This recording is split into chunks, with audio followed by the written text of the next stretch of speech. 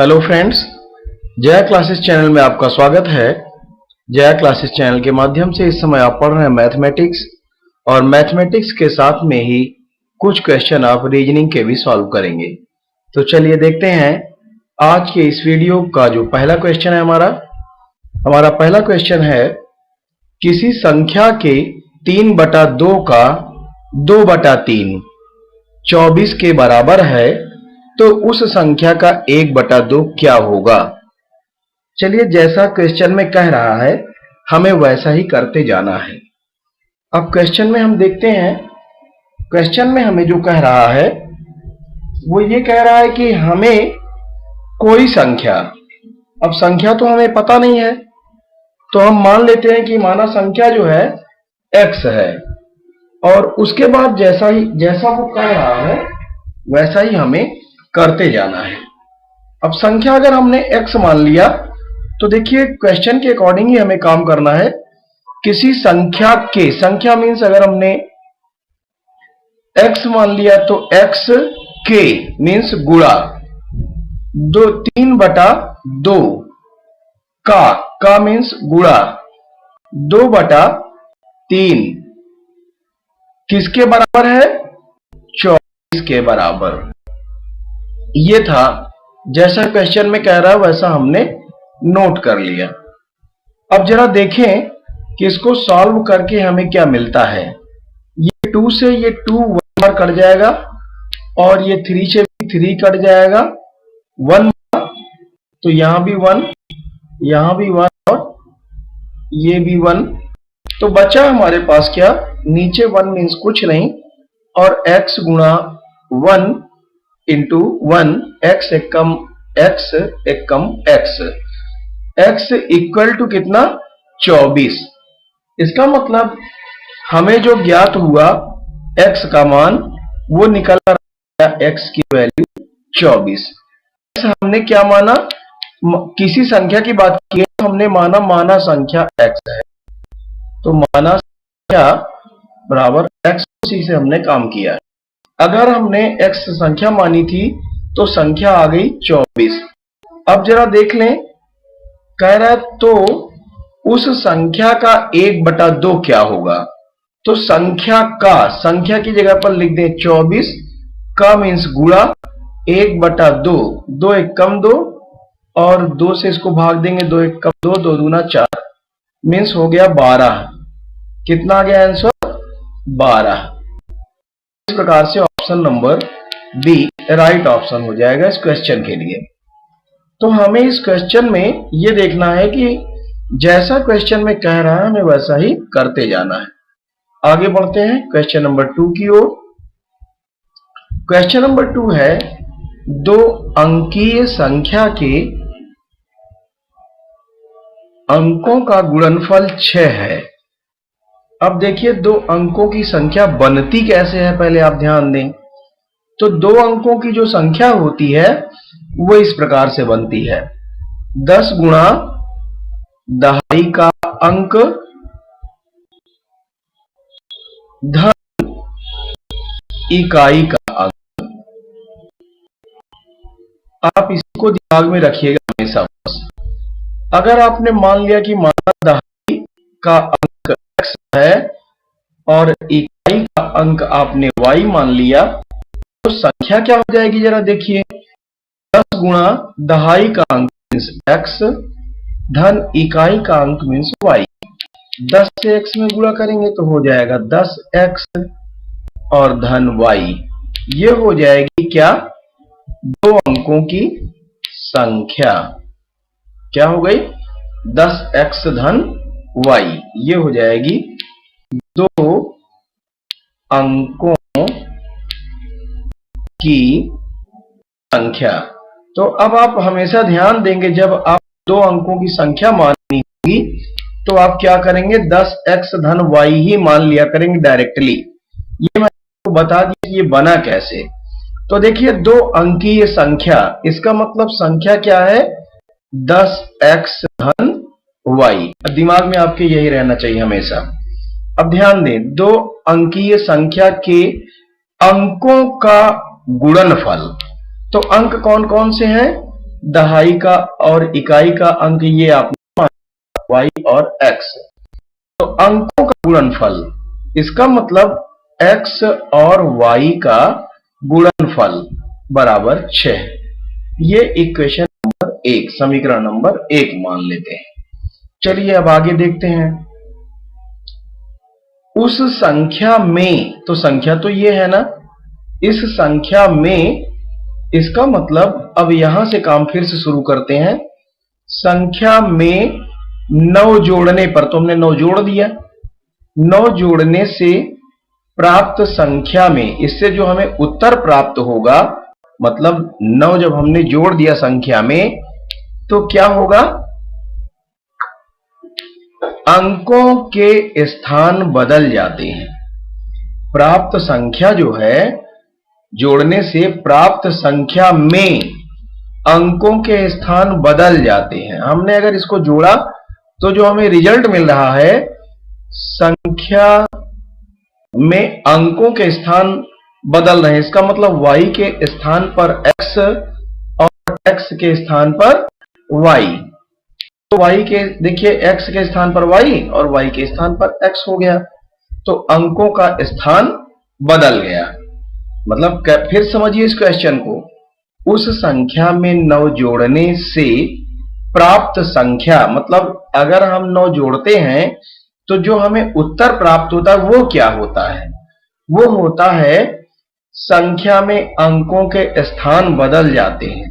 मतलब जो हमें संख्या मिलती है उसमें अंकों के स्थान बदल जाते हैं, तो x की जगह पर y और y की जगह पर x हो जाता है। समझ गए होंगे आप इस बात को। तो हमें प्राप्त होगा 10y प्लस x। इसी को जरा हम सॉल्व कर लें तो क्या करें, x और y वालों को हम दाहिनी ओर से बाईं ओर लेते आते हैं। पहले से यहां 10x था, ये x इधर लाएंगे माइनस x हो जाएगा। उसके बाद प्लस y यहां पहले से है, 10y इधर लाएंगे बाईं ओर, तो फिर हो जाएगा कितना, माइनस 10y। और यहां बचेगा क्या, कुछ नहीं, इक्वल। प्लस 9 को इस पार ले आते हैं दाहिनी ओर, इक्वल के इस पार, तो साइन चेंज हो जाएगा, माइनस 9 हो जाएगा। इतना आप समझ रहे होंगे। अब जरा देखें, 10x में से ऋण का 1x, ये 10x है, धन वाला ज्यादा है ऋण वाला कम है, एक ही है, कुछ नहीं है तो एक है। 10x में से 1x घटाएंगे तो बचेगा क्या, 9x। इसी प्रकार से धन का 1y है और ऋण का 10y है। ऋण के 10y में से धन का 1y घटाएंगे तो ऋण का 9y बचेगा, बराबर ऋण 9। इन दोनों में से हम देखिए 9 से पूरे समीकरण को भाग दे दें, या इन दोनों में से 9 को कॉमन ले लें तब हम भाग दें। अब 9 से हम दोनों काट सकते हैं, 9 एक कम 9 और ये भी 9 एक कम 9, तो हुआ क्या, एक से मल्टीप्लाई हो जाएगा, x माइनस वाई बराबर -1। ये हो गया समीकरण नंबर 2। अब हमारे पास 2 समीकरण हो गए, एक ये हो गया, दूसरा ये इतना लंबा नहीं करना होता, ये तो आपको यहीं पर जहां पे हमने लिखा है यहीं पर आपको समझ में आ जाता है। एक ही बार में x इधर आया घट जाएगा और ये इधर आएगा 9y, 10y में से 1y घट जाएगा, 9 हो जाएगा, ये इधर जाएगा तो हो जाएगा -9, 9 से डिवाइड कर देंगे पूरे समीकरण को, तो x minus y equal to -1 ये होता है। लेकिन हमने आपको समझाने के लिए इसको पूरे स्टेप को हमने दर्शाया ताकि आपको दिक्कत ना आए। आगे बढ़ते हैं। देखिए अब हमारे पास 2 समीकरण हो गए, लेकिन हमें क्या ज्ञात करना है, हमें वह संख्या बतानी है कि वह संख्या है क्या। संख्या तो हमने मान लिया कि संख्या क्या है, 10x धन y है। तो अब ये संख्या वास्तव में है क्या, ये हमें ज्ञात करना है। तो ये तब हो पाएगा जब हमें x और y की वैल्यू ज्ञात हो जाए। तो x और y की वैल्यू हमें निकालना है इन्हीं दोनों समीकरणों से। अब आप देखें कैसे आप निकाल सकते हैं। इसको निकालने के लिए आप एक काम करें, जिसमें x माइनस वाई, तो हमारे पास है x माइनस वाई और x गुणा y है।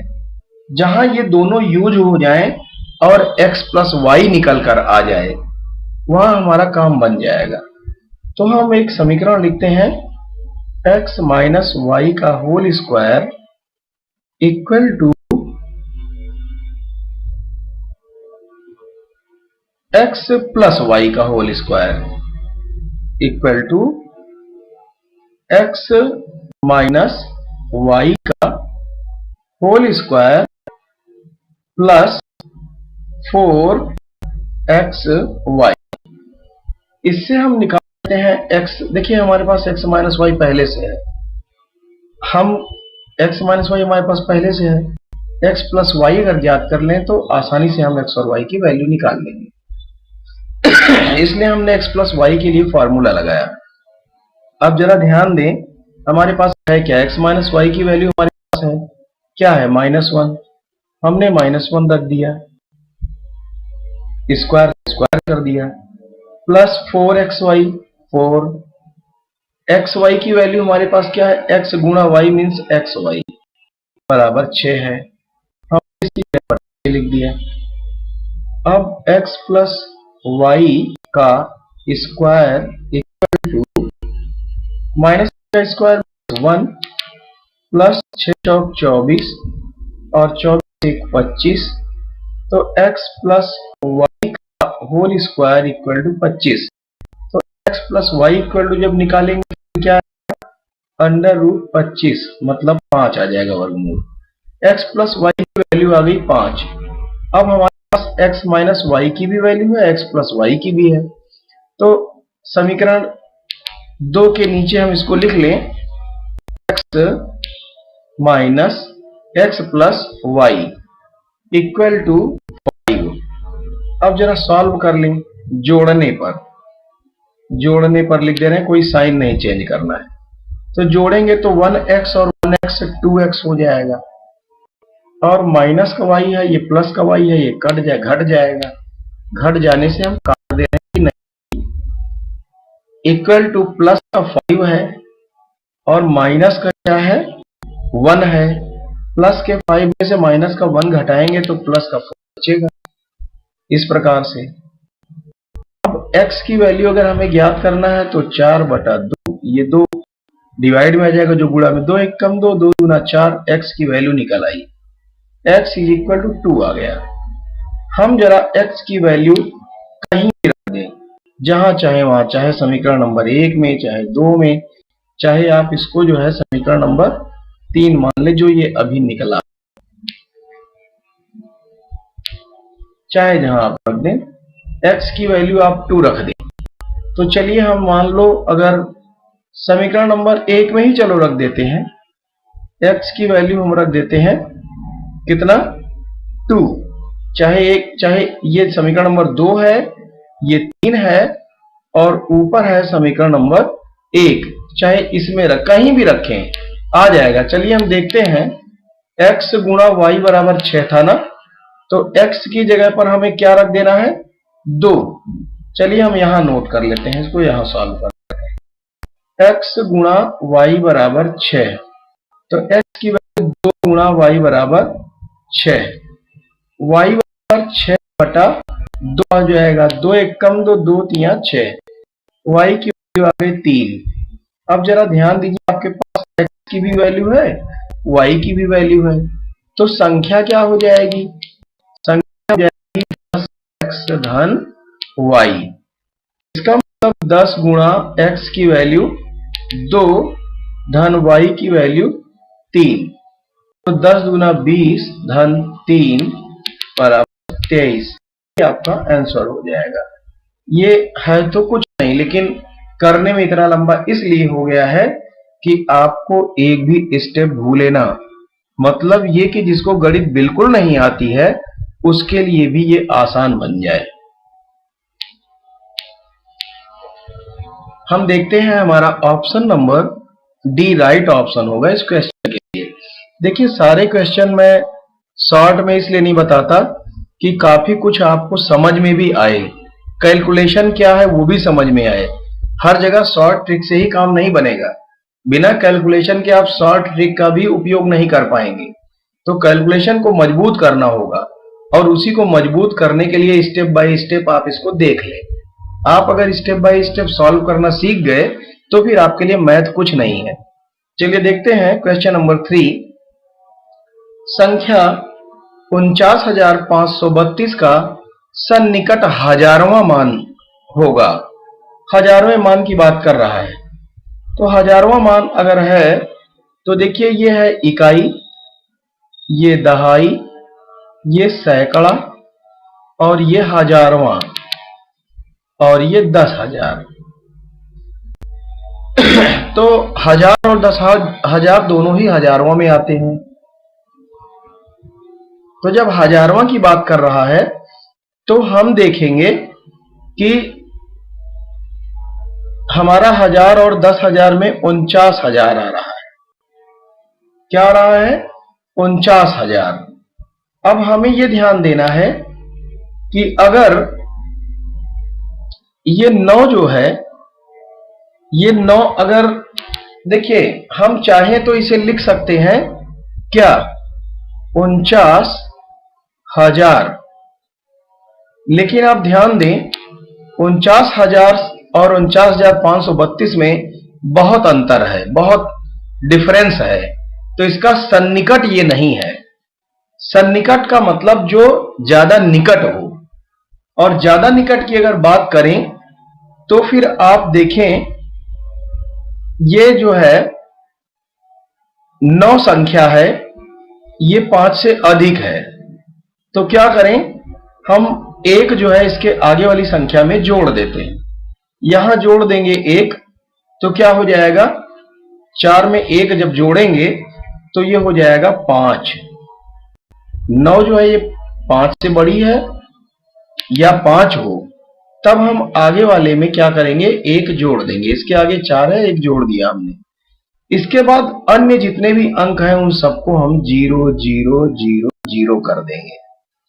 तो ये हमारा आंसर हो जाएगा 50,000, option number A.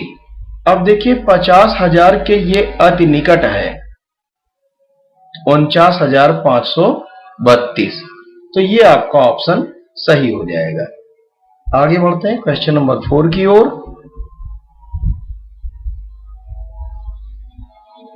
Question number 4 है 0.0159 में 1 का स्थानीय मान आपको बताना है।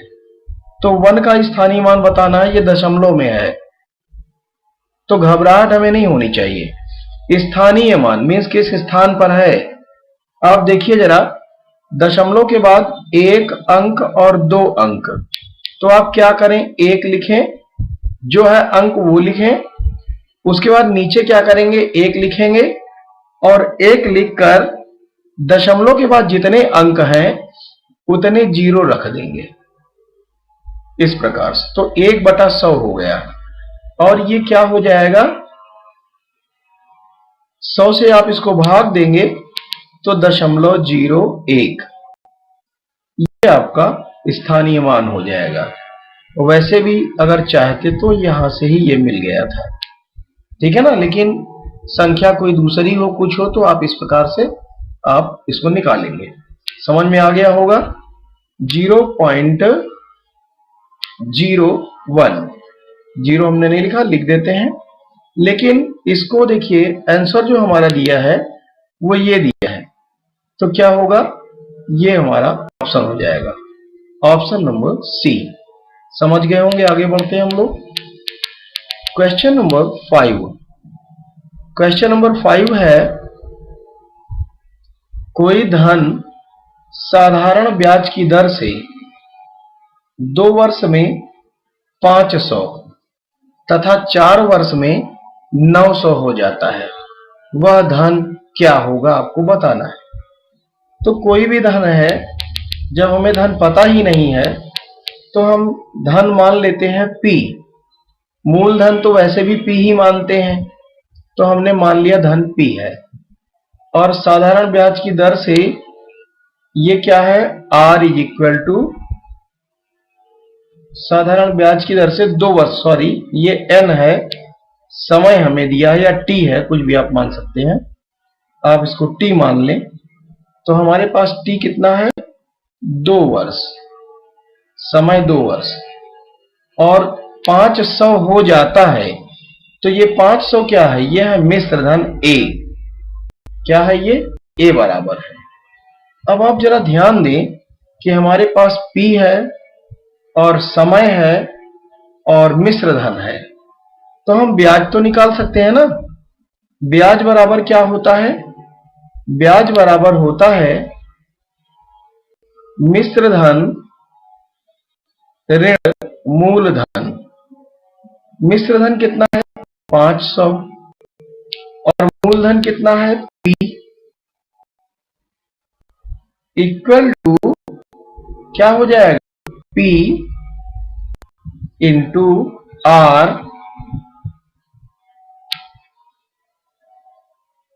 कोई धन साधारण ब्याज की दर से 2 वर्ष में, अच्छा इतना ठीक है, R और T हमें दिया है 2 वर्ष, बटा 100। ये हम ब्याज का फार्मूला जानते हैं, ब्याज बराबर मूलधन गुणा दर गुणा समय बटा 100। तो ब्याज तो ये हो गया, यहां समझ गए होंगे, ये समीकरण नंबर 1 मान लेते हैं। इसी प्रकार से 4 वर्ष में कितना हो जाता है, 900 हो जाता है, तो हम उसको भी कर लेते हैं। मिश्र धन 900, मूलधन तो वही है, वही था, और फॉर्मूला लगाते हैं P into R into T. समय कितना हो गया, 4 वर्ष बटा 100 बराबर, अच्छा समीकरण नंबर 2 इसको ले लेते हैं। अब जरा ध्यान दें, क्या करें हम, समीकरण 1 में समीकरण 2 से भाग दे देते हैं। समीकरण 1 को 2 से भाग करने पर, चलिए भाग कर लेते हैं, तो क्या होगा, 500 ऋण P बटा 900 ऋण P बराबर P R इंटू 2 बटा 100, भाग की जगह पर गुणा कर दें और उल्टा लिख दें दूसरे वाले को। यही हमारा भाग का तरीका होता है, भिन्न में भाग देने का। समझ में आ गया होगा आपको। अब P से P कट गया, R से R कट गया, और 2 एक कम 2, 2 दूना 4, 100 से 100 कट गया एक बार, बचा क्या, 1 बटा 2, यहां 1 एक कम 1 बटा 2, तो हम क्या करें, बराबर लिख दें 1 बटा 2।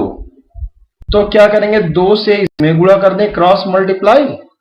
अब हम क्या करेंगे, क्रॉस मल्टीप्लाई कर लेते हैं, 2 से इधर ऊपर वाले में गुणा और इनसे जाकर ऊपर 1 में गुणा।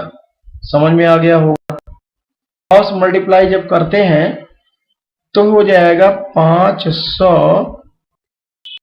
ऋण P में 2 से गुणा 2 बराबर 900 ऋण P में 1 से तो उतना ही आएगा। चलिए अब 2 से कर लीजिए, 1000 ऋण 2P बराबर 900 ऋण P। अब जरा ध्यान दें, 1000 ये 900 इधर आएगा तो ऋण 900 हो जाएगा, और ये ऋण का 2P इक्वल के उस पार जाएगा तो धन का 2P हो जाएगा। यहां ऋण P पहले से ही है, 1000 में से 900 घटाएंगे तो बचेगा 100 बराबर 2P में से 1P घट जाएगा तो 1P बचेगा, P बराबर 100। ये आपका क्या आ गया, P हमने क्या माना, मूलधन, और मूलधन का मतलब कि हमारे पास धन क्या था, P जो है कोई धन है, कितना आ गया, 100। आंसर देखिए ऑप्शन नंबर ए, वह होगा 100 रुपया। समझ में आ गया होगा। आगे बढ़ते हैं क्वेश्चन नंबर 6 की ओर।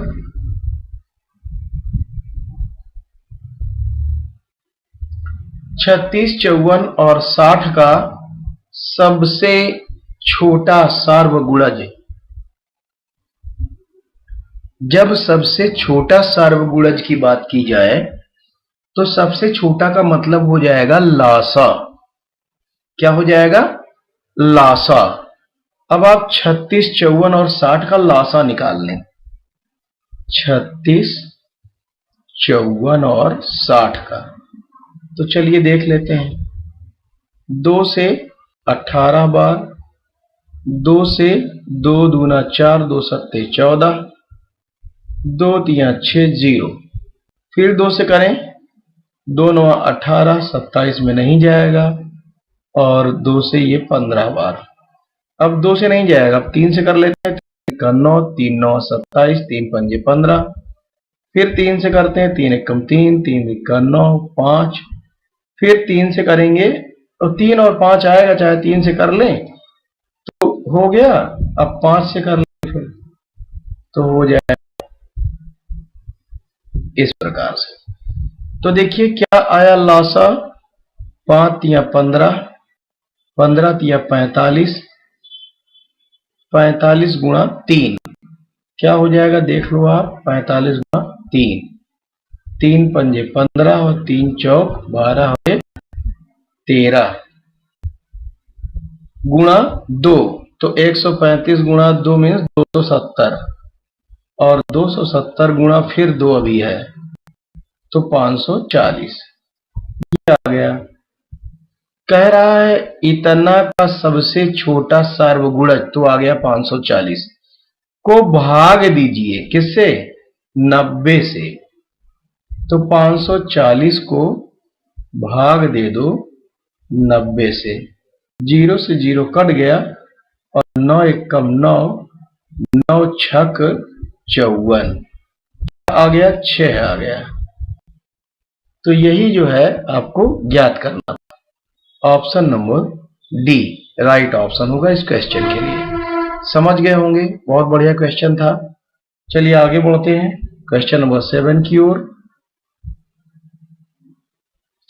प्रथम क्रमागत 3 सम संख्याओं का मौसा तथा लासा होगा। अब देखिए बात यहां ध्यान ये देनी है कि क्रमागत भी है और सम संख्याएं भी हैं।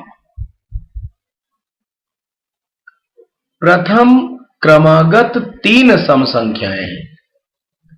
तो प्रथम सम संख्या होगी 2, क्रम से आने वाली 3 होगी लेकिन सम संख्या नहीं होगी तो 4 हो जाएगी।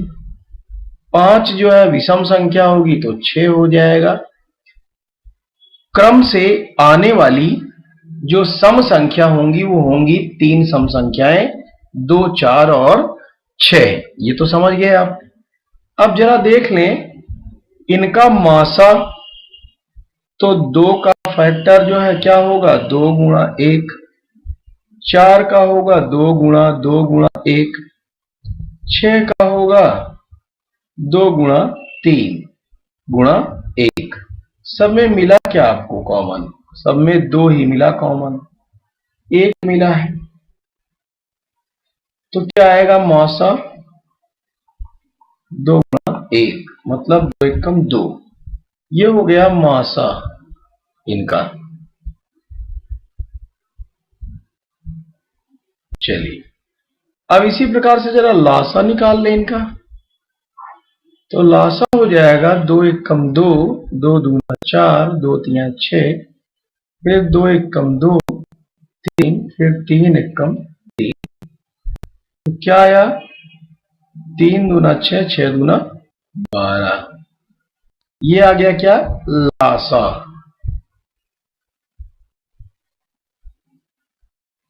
तो आपको ज्ञात करना था इनका मासा और लासा। तो मासा पहले है ना, तो मासा मीन्स 2 और लासा 12, मतलब उत्तर जो आएगा वो 2 और 12 आना चाहिए। 2 और 12 ऑप्शन नंबर डी। समझ गए होंगे। आगे बढ़ते हैं क्वेश्चन नंबर 8। क्वेश्चन नंबर 8 है, दो संख्याओं का महत्तम समापवर्तक 13 और उनका लघुत्तम समापवर्तक 1989 है। यदि उनमें एक संख्या 117 है तो दूसरी संख्या क्या होगी, आपको बताना है। आप इसका फॉर्मूला जानते होंगे, नहीं जानते हैं तो आप ध्यान दीजिए। क्या है?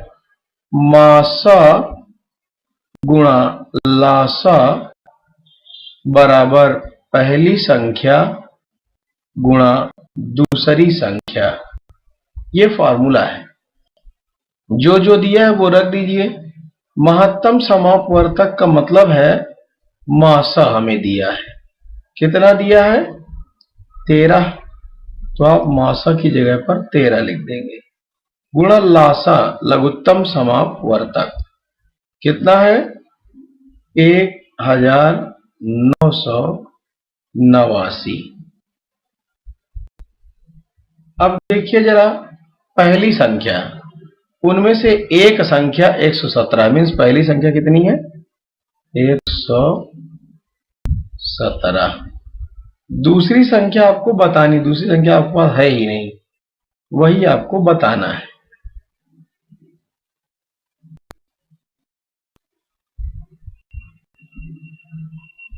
समझ में आ गया होगा। हमें जो निकालना होता है उसे बराबर के एक तरफ अलग लिखते हैं। दूसरी संख्या हमें ज्ञात करना, उसको अलग लिख दे रहे हैं। उसके साथ जो गुणा में है वो तो दूसरी ओर नीचे जाएगा, अगर धन में है तो दूसरी ओर ऋण में जाएगा। तो क्या है? गुणा में है ना, तो गुणा में है, दूसरी ओर बटे में जाएगा। तो ऊपर क्या रहेगा? 13 गुणा 1989 बटा 117। 13 एकम 13, 13 नवैया 117, 9 एकम 9, और ऊपर भी जरा भाग दे तो 9 दूना 18, एक बचेगा, फिर 18 हो जाएगा, फिर 9 दूना 18 और 9 एकम 9। इस प्रकार से दूसरी संख्या जो आई कितनी हो गई? 221।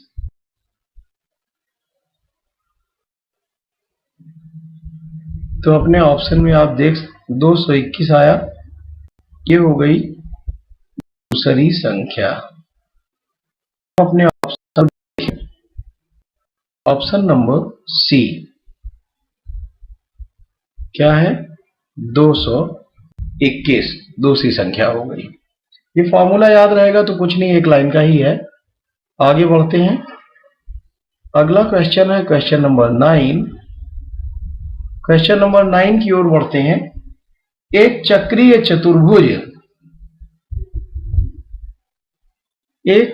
चतुर्भुज ABCD, देख रहे हैं आप, ABCD आपके सम्मुख है, जिसमें क्या है? एंगल A 80 डिग्री दिया है, तो एंगल C का मान आपको बताना है। एंगल A कितना है? 80 डिग्री, और एंगल C ये आपको बताना है। तो आप एक चीज ध्यान दें, चक्रीय चतुर्भुज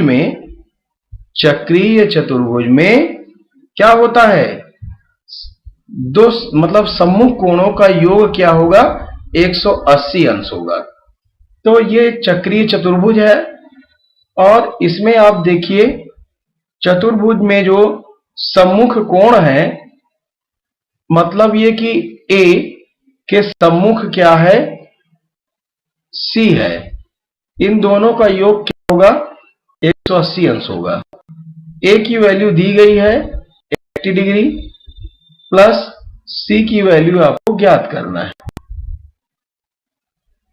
इस प्रकार से आप नोट कर लेंगे।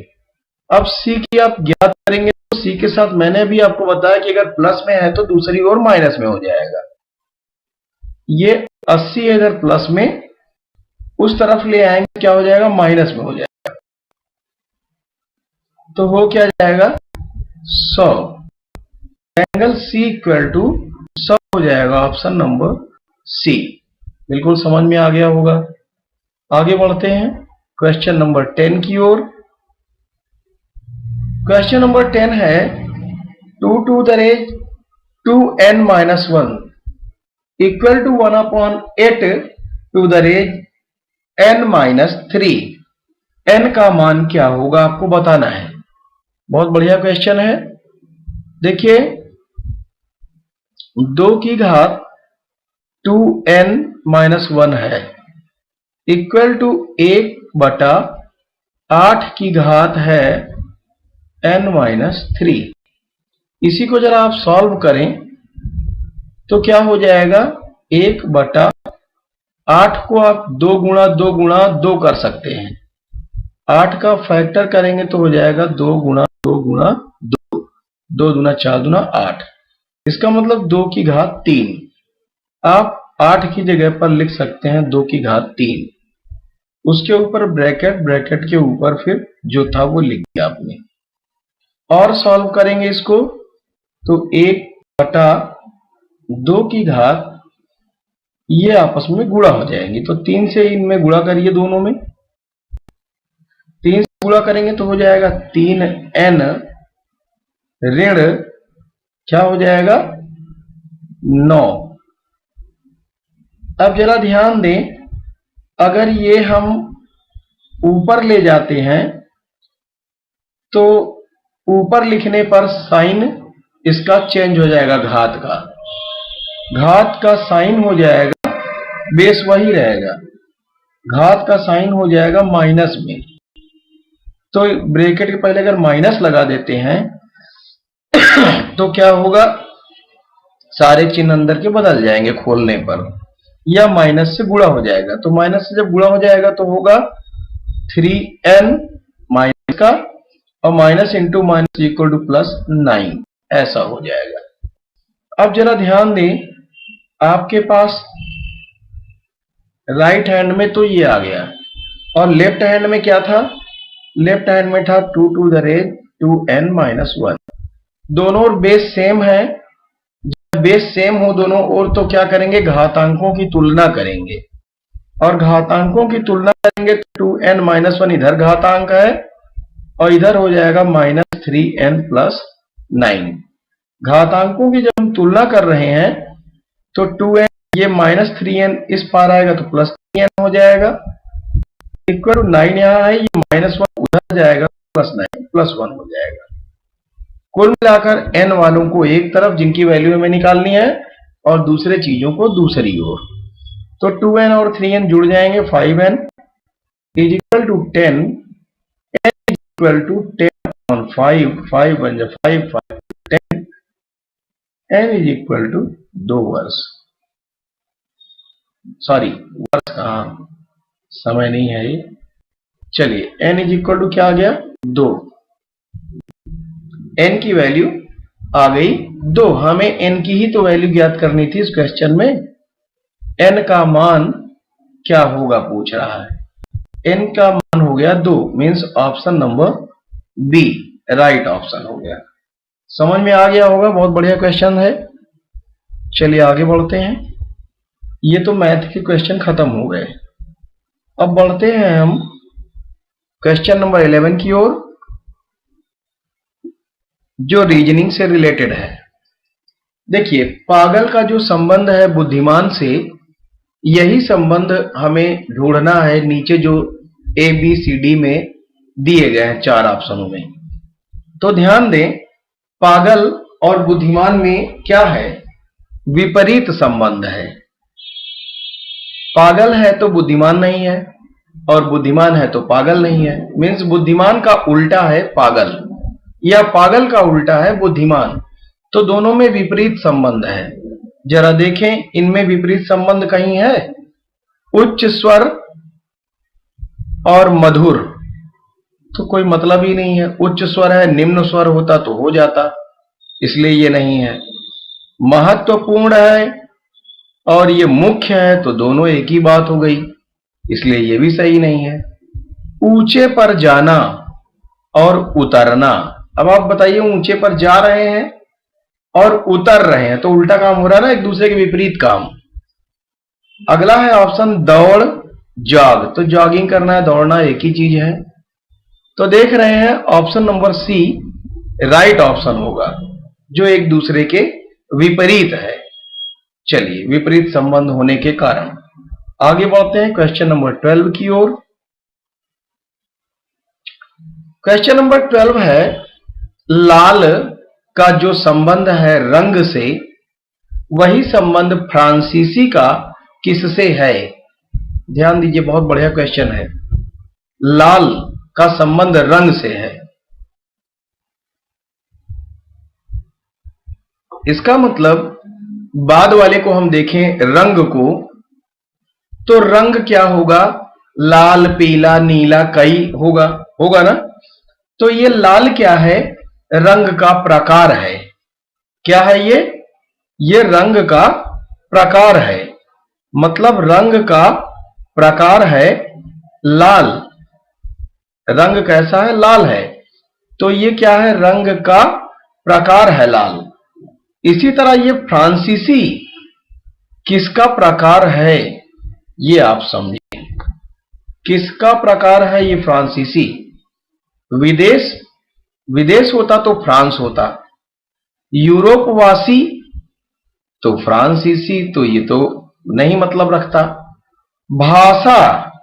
भाषा देखिए, भाषा उर्दू है, इटालियन है, अंग्रेजी है, हिंदी है, फ्रांसीसी है, और भी बहुत सारी भाषाएं हैं, समझ रहे हैं, तमिल है।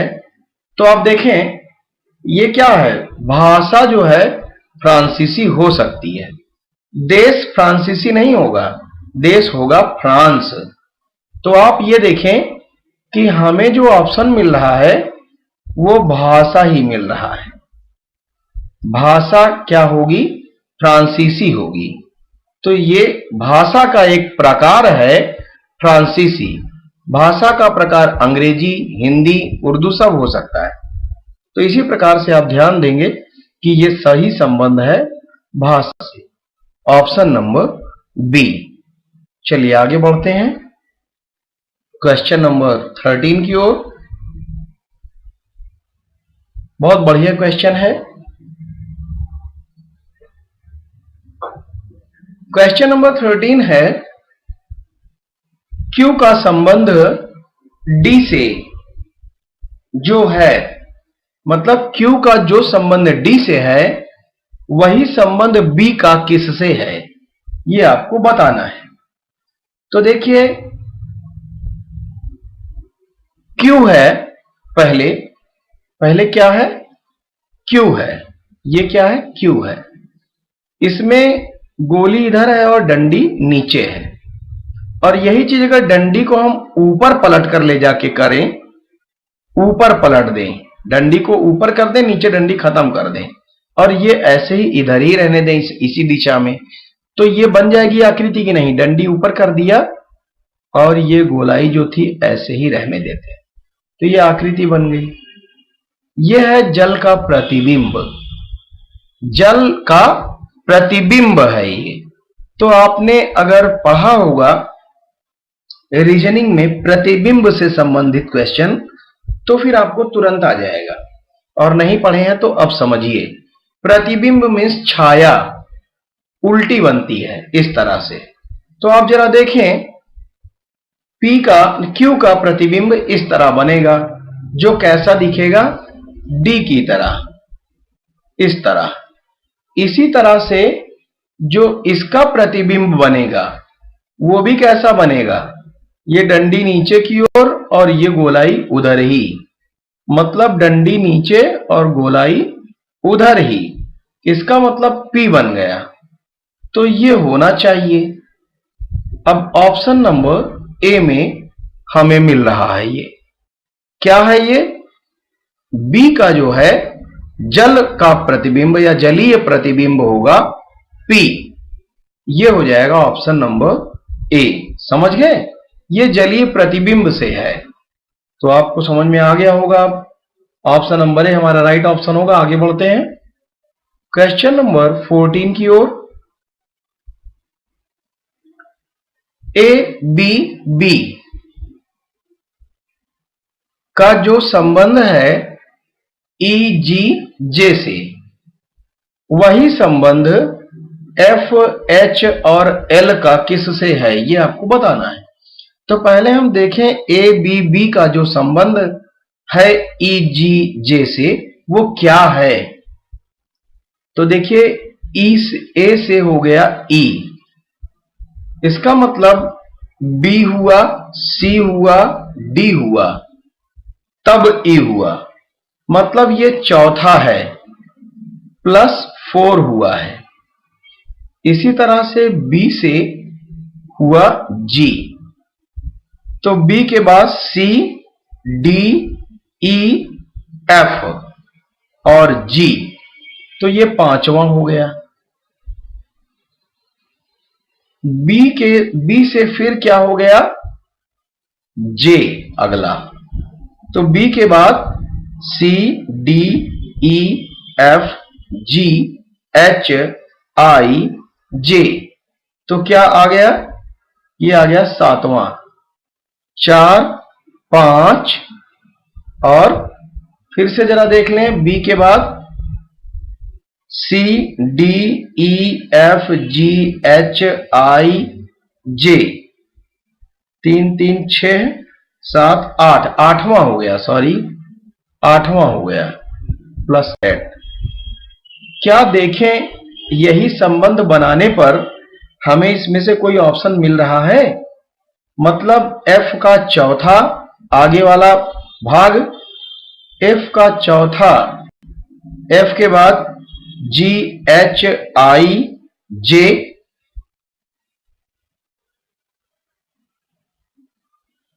और एच का पांचवा आई जे के एल एम, पांचवा क्या होगा एम, और एल का आठवां M N O P Q R S T, तो हो जाएगा टी, चौथा पांचवा और आठवां। समझ में आ रहा होगा। तो जे एम टी हमें मिला, ऑप्शन में है कहीं, option number D J M T. समझ में आ गया होगा। देखिए थोड़ा सा दिमाग लगाना होता है और ये चीजें आपको प्रैक्टिस से ही आएंगी। जितना बार बार प्रैक्टिस करेंगे उतना आपके लिए आसान होता जाएगा, क्योंकि जब आप प्रैक्टिस किए रहेंगे तो आपके दिमाग में रहता है कि ऐसा भी होता है, लेकिन जब आप प्रैक्टिस कभी किए ही नहीं हैं तो आप जान ही नहीं पाएंगे कि किस तरीके के प्रश्न आते हैं, क्या क्या संबंध हो सकते हैं इनके बीच में। चलिए देखते हैं आगे क्वेश्चन नंबर 15।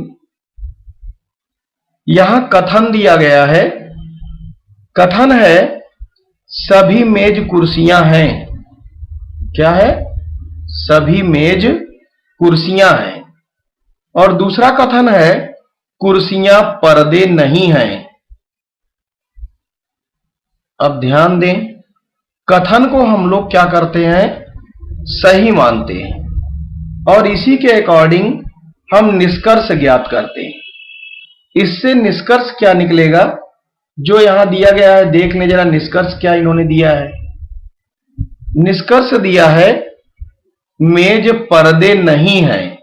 मेज का पर्दे से कोई संबंध हुआ इन दो बातों से।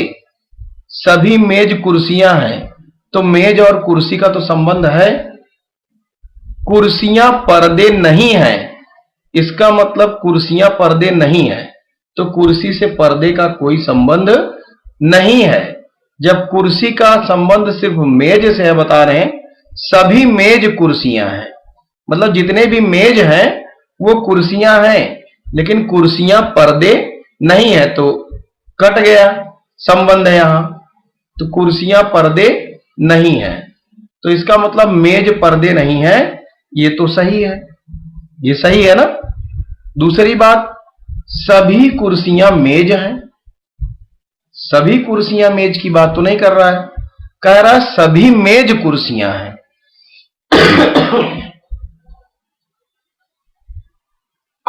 सभी मेज कुर्सियां हैं, न कि सभी कुर्सियां मेज हैं। सभी कुर्सियां मेज हैं ऊपर के संबंध से आप नहीं कह सकते। सभी मेज कुर्सियां हैं, लेकिन कुछ कुर्सियां मेज हो सकती हैं, ये तो हो सकता था। लेकिन सभी कुर्सियां मेज हैं ये नहीं, क्योंकि कह रहा है सभी मेज कुर्सियां हैं। तो ऑप्शन नंबर ए जो निष्कर्ष 1 हमें जो मिल रहा है ये तो सही है, और दूसरा वाला गलत समझ में आ रहा है। अब जरा हम ऑप्शन चूज कर लें। केवल 2 सही है, तो ये तो बिल्कुल ही गलत है। 1 और 2 दोनों ही सही नहीं है, ये भी गलत है। 1 और 2 दोनों सही हैं, ये भी गलत है। केवल 1 सही है, बिल्कुल सही है, ऑप्शन नंबर डी।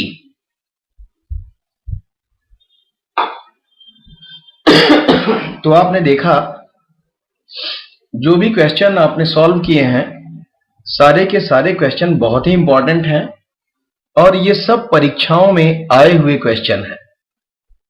तो आज के वीडियो में बस इतना ही, लेकिन अगर वीडियो अच्छा लगता है तो अपने मित्रों को अवश्य शेयर करें ताकि उनको भी लाभ मिल पाए। जिन्हें मैथ बिल्कुल ना आती हो वो अगर इस वीडियो को देखते हैं तो उन्हें निश्चित ही मैथ आएगी। क्योंकि शॉर्ट ट्रिक हर जगह नहीं काम देती है, इसलिए आप पहले सॉल्यूशन जानें, उसको सॉल्व करना जानें, और आप कैलकुलेशन अगर आपका अच्छा नहीं होगा तो शॉर्ट ट्रिक एक भी काम नहीं करेगी। तो चलिए आज की वीडियो में बस इतना ही। Thanks for watching.